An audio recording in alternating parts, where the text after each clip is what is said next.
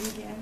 I too am overwhelmed by the presence in this room, the people, that have taken time out of their busy lives to come and be here with us because they know how much we love and appreciate them. And it's really this appreciation is the root of the ARA Nollywood Legends Award. We felt, and we discussed it for many years, Dixon, Larry, that we wanted something that would honor the people that started the African movie industry. Not that they started it right at the inception, because I don't want to age you and say you're that old, but you modernized it, you stuck with it, you improved it. I was discussing with Uncle Olu how they get certain scripts and they're editing, improving, teaching, and they've grown the African movie industry to be something that's international. And why not have something that honors that? Not a competition to say who did best this year and all of that, but to take certain people that we know have propelled this industry and by doing so have put Africa on the pedestal and say, you know what, we see you, we appreciate you. That's all. Not you're competing, not come and do anything for us. Just honor us with your presence, and we want to honor you with our love and our appreciation. So that's all. That's what ARA is about. African legends getting their due, and their diaspora audience to get a chance to see them live and to show them the love. And since you've been here, anyone you bumped into, have you felt the love? No, you will. You will. So, Larry and Dixon, anything else you'd like to add? One thing is we are happy. This is the first of its kind, and this is something we'll never forget. And the big deal about it is not just these people around us here.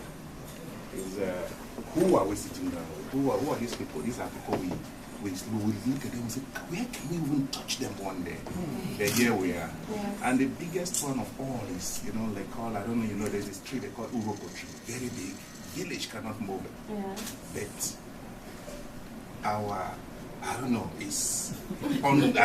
it's where we don't go. But because he allows us to move that Uroko tree, we'll be able to move him here. Yeah. So we really appreciate that. Come on, guys. That is all I can say. And not just him.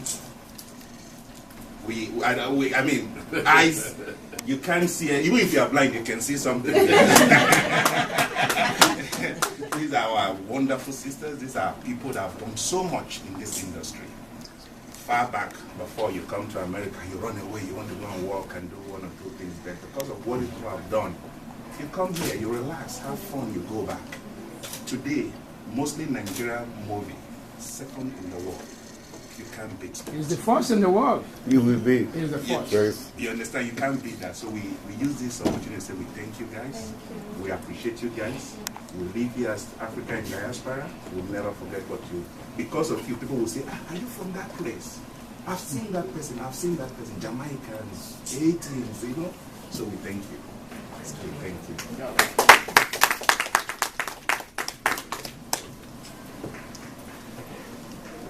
Well, I know our beautiful press people here are so excited to get words out of our legend's mouth. But we're going to be a little bit gentle with them tonight because I want to see them dance and get excited tomorrow. So be nice with them tonight. All right? So let's start from here and then we'll go around, okay? My name is Mercy Love. I'm from Star Nation TV. I am really, really excited to meet you guys. It is inevitable to walk in this room right now and not drop. I'm honored. I've always, thank you. Thank you. You've all lived in our homes. You've all lived in our homes. So thank you so much for that. I'm Rachel Barber from TMZ Radio. I was on air with you last night, and we just lost contact. I just want to apologize. I'm so sorry for that. I tried calling back, but it gave me great pleasure to actually see me sitting with legends of Nollywood, actually being in the same room. I'm just amazed. I would have brought my mom, but I told her I would bring her tomorrow because she's a big fan of you, and here as well. And she heard that you're a pastor right now. She can't wait to come and see you. So My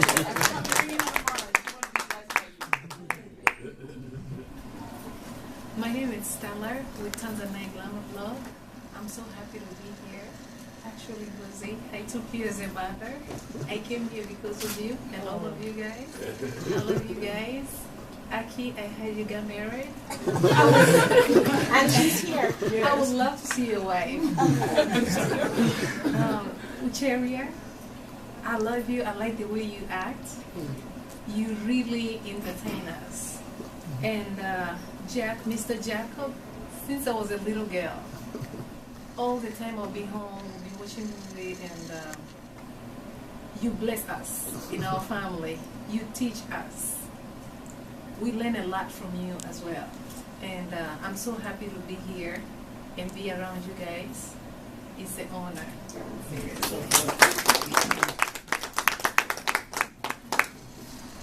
I think I can ask my question, right?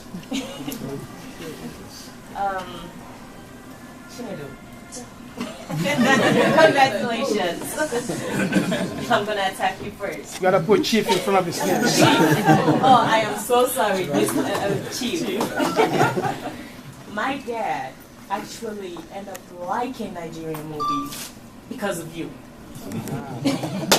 It is actually because of you he ended up liking Nigerian movies.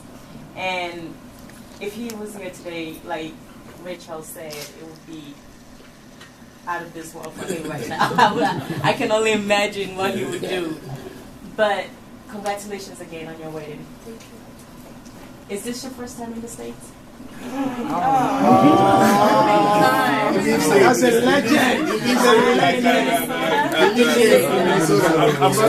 I'm not. It's about the next time in Minnesota. Your fourth time? Okay, I'm sorry. I'm new to this whole thing, I must admit. So coming here and being recognized with our, this have to mean something to you. Can you explain a little bit, sitting here, because I know most of them start before you, and just being in the midst of them. What does that really have to say? It means a lot to me. You know, it really tells me that all the years that I've toiled in the industry, it's been appreciated by people, and that I've been able to create that positive influence in the society. So it means a lot. Yeah.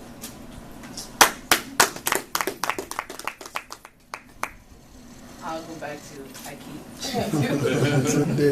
We're not forgetting you guys. We're going to get back to you guys. We left off, again, back from my interview last night, and I still didn't complete this question. And I know you rushed me out. You was like, well, there was a fan, and I still want to ask this question. The reason why I'll get to it. About your wedding tape.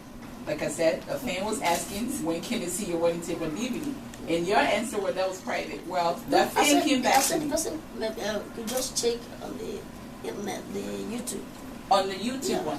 Because what we see here, we watch the African movie, we see a preview. Have everybody seen that preview when the movie starts and there's commercials, then we see your wedding tape? Preview. So everybody, even my mom, like, is this tape up here? I check the African movie store every day asking for your wedding video. I don't see it. So we can find it on YouTube, right? Yeah. All right, thank you. That was my question. I would have come with the journal look daddy.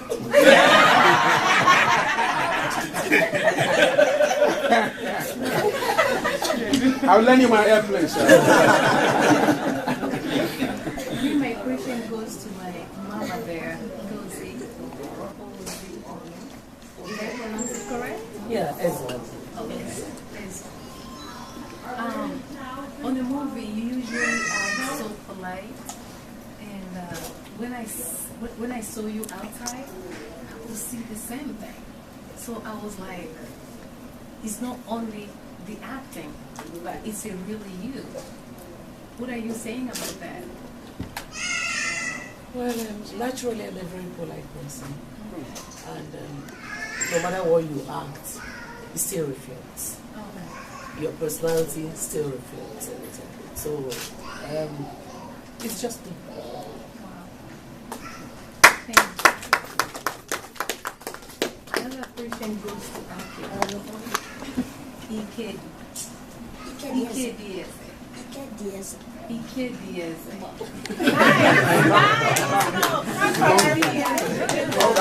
Nigerian names are so hard to pronounce. Is that what you think? That's what I think, but I'm sorry. I was so excited when you got married. Can you please tell me how long did it take you? To get married? The courtship. No, The courtship.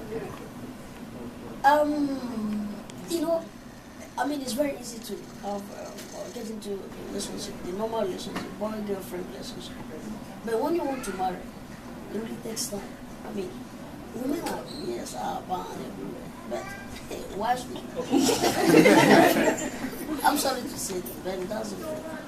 You know, when you want to get married, I mean, you really take your time because this is not something. I mean, it's not one person that you know talk to today, the next day you think how to call your phone. You know, this is someone you want to really spend the rest of your life with. So, I mean, I took my time to study her, and no matter the time, got it what it is more. Yes. All right.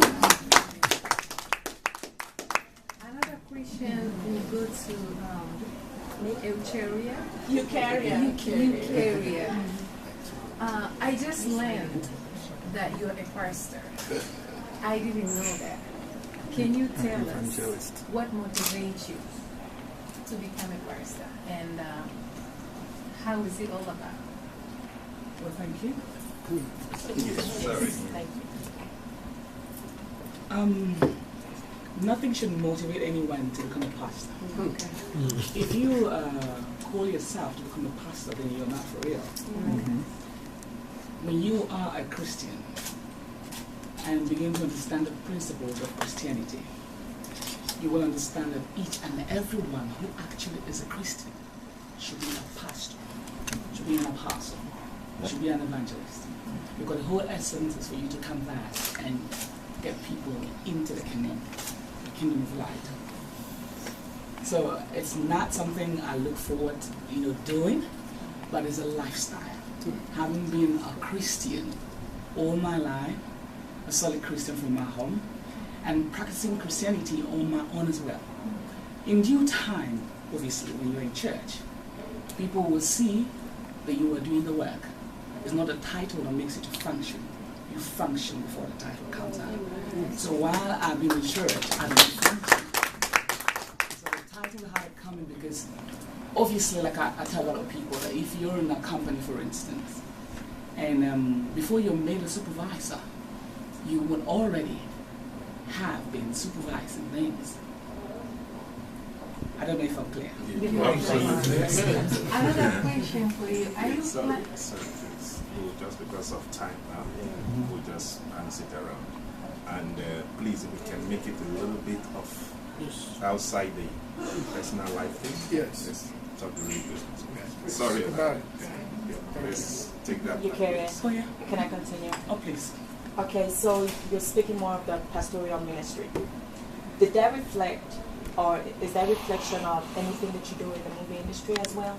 Do you do it on a personal level, whereas you want to demonstrate through your acting Christianity? Well, let me say something. The Bible says that we are inherently built with gifts. So that I become a pastor, preaching the gospel of Jesus, doesn't stop me from acting. So your daily life actually is that of preaching. And then when we say we are role models, you're actually preaching. You preach from your clothing, you preach from the way you talk, from the way you eat, and because you're a symbol to others to copy. So for me, to be a star actually is to be a representative of the finesse that is embodied in someone who understands that they have followers. You're not a star because you're going to be a drunkard or a drug addict or lose. You're a star because you're going to lead thousands of people in the right way. So acting and being a pastor are almost synonymous with each other. So it doesn't separate me from acting, neither does it separate me from preaching the gospel. It's just the height of it. Thank you. Bless you. question will go to the Honorable Olu Jacobs. Being that you've been in the industry for so long and you're playing so many egoic roles in as well, I applaud you for that. Now that you're in the Twin City and you're being honored tomorrow night as one of Nollywood legends, what does that mean to you?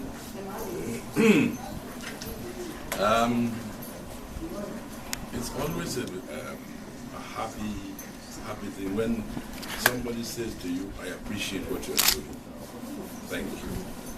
And they want to present you with something to commemorate that gesture.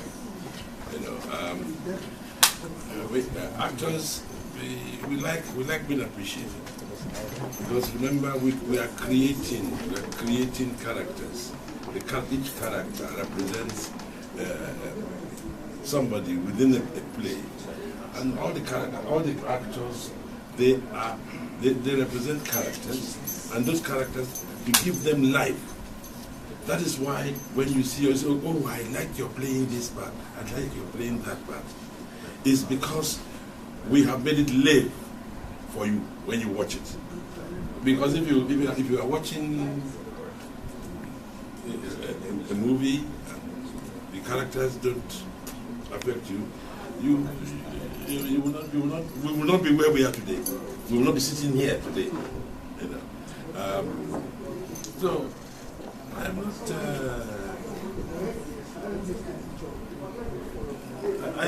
I'll just put it this way. I am humbled when people say thank you, because we invaded your homes.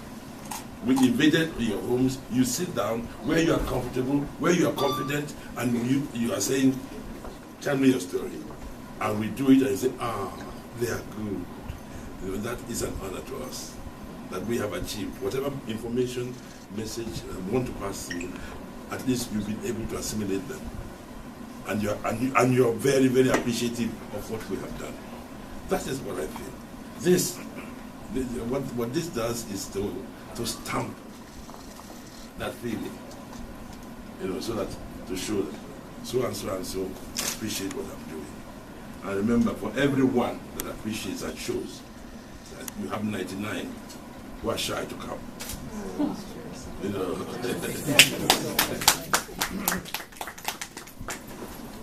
Well, last question to you, and I'm just gonna stop. I went online and did some research on you.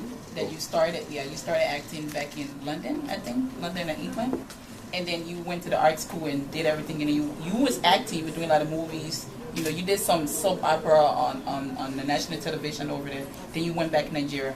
I want to know what prompted you, because when I was reading the interview, that was somebody that wrote it. So I just thought it was just speaking in their own word. But I want to know, and this is what they quote. They quoted that you wanted to bring movies, the movies industry to Nigeria. So I want to know what prompted you to say, I'm leaving, you know, England, London, and I want to go start acting in my country. What prompted you to do that? I became aware of wanting to act at the age of about 7. I didn't. There was no argument. I took part in everything that happened in school, in church. You know, these cherubim, seraphim churches. An uncle of mine was a member of that church, but they are always dancing. You know, my parents were Anglican, with occasionally dancing, very occasionally. You know, but this cherubim and seraphim, everything we must dance to it. So I was always interested in going to that church. After finishing this church, I'll go there. You know, so I had 2 churches. I attended 2 churches on a Sunday. You know, so it was my parents didn't mind because my uncle owned that church. You know, so acting was not something that I became aware that I wanted to be my life from about 7. I enjoyed. I didn't. You know, I couldn't imagine anything else. And we had an old sage, may so rest in peace, Hebato Gunde. I was born in Kano, in Nigeria, and he went on tour with his team. when you know, I didn't know anything about this. I just saw this truck going. I was playing music. Leaflets were being thrown out. I know. I picked one of them. Took it home. My mother asked me to to watch it. Oh, you want to go to this? I said yes. Well, if you are able to finish washing all these clothes and doing this one, doing that one, cutting the flower, well, then you can go. So, by miracle, I finished it. But she had to keep her part of the bargain. She said, "Leave me with your daddy. I'll explain to you." No, that's it. I said, "You want to see Ogunde?" I said, "Yes." Okay, all right, let's go. You know, so all of us, whole family went. It was beautiful, wonderful. We sat down, waiting. The whole place was buzzing, filled up to the brim. You know, stage lights. I was looking at everything. People were sitting there, laughing, chatting. My heart was pumping. Then the lights went down. The spotlights came on, and I don't know how many of you have seen anything done by Ogunde. Ogunde has a dance, starts his plays with dancers. Dancers. After the dance, then you go into the story, and you end up with dancing and singing. You know, when they began the dancing, I didn't know where I was. I was watching. People were shouting, laughing and happy, and the happiness was not coming, the laughter was not coming from here, it was coming from there, from inside them. Oh, it was what I was able to see the eyes. And I said, yes, this is the job I'm going to do. This is the job I'm going to do. From then on, I never relented. And when I finally picked, when I found out that the only place I can learn this thing is abroad. Okay. I went, collected passport form, gave it to my dad to sign it. I'm going to England to learn how to do what? You mean you want to go and be a dancer for a living? Yeah.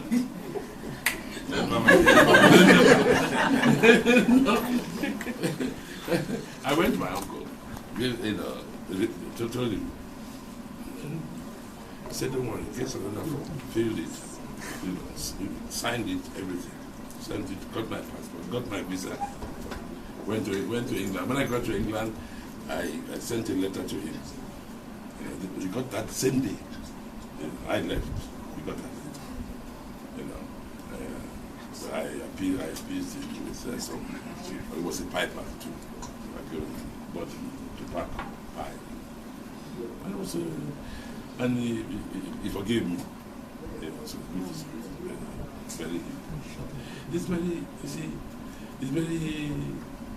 it's very important that this is our first opportunity of talking to us, and it's very important that you should hear things coming from us that we have experienced, that we have been through.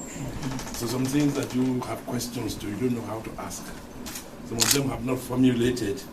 All these areas. This is an opportunity for us to tell, like as we feel.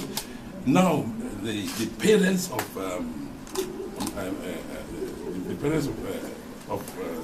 some young kids, like some young ladies like you, and young people, they now begin to ring me. These are friends who did not want to know me in the 80s and 90s. Now they call, how now? Your children, they're here. It's your uncle, no. I told you, it's my friends. Your children, they are worrying me. They say they want to ask. I said, your uncle will tell you everything about it. I don't know anything. So I beg, when can they come and see you so that you can? Suddenly we became friends. It got so bad that people, so-called friends, did not want to hear you on the phone. They didn't want to hear you on the phone.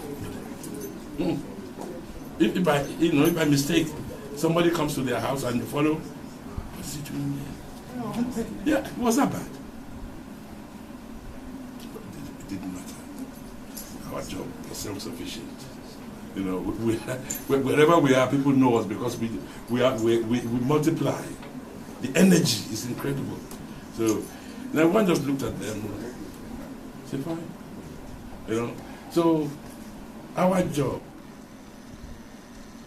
is a spiritual job, and the sooner we know that, the better.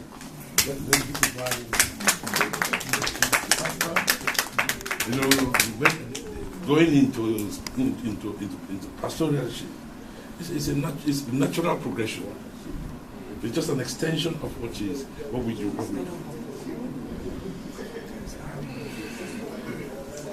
One second before we, because we got to give them a little break, you know.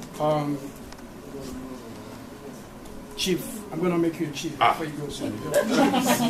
Pastor, before you go. In my family, we're going to continue. We're going to continue with questions, but we just want to give them a little breather, because I took a little grammar that Kyria said earlier. I'm going to use that little word. Maybe I can get a girlfriend using that. I don't know if it was flamboyant stuff that you use, or Malagasta, something like that. Malagasta. And Mr. Jacob also, you know. I mean, they are known for their words, okay? And I'm looking for a wife. I'm going to use one of your words that you used tonight. I was using. So give them a round of applause. I just want to give them a little breather, because I've been talking, and my beautiful sister here has a question also. So I have a question, and thank you for that. I love stories. I think we learn a lot from stories, and it helps people to connect. So just to turn this over a little bit, with Nollywood, from when you all started and where Nollywood is today, sort of twofold question. And with us coming here to celebrate the first annual African Actors Recognition Award for Nollywood Now Legends, what does this mean for Nollywood as a whole, for African actors, for us young and up-and-coming actors, and where do you see Nollywood going from here and in the future?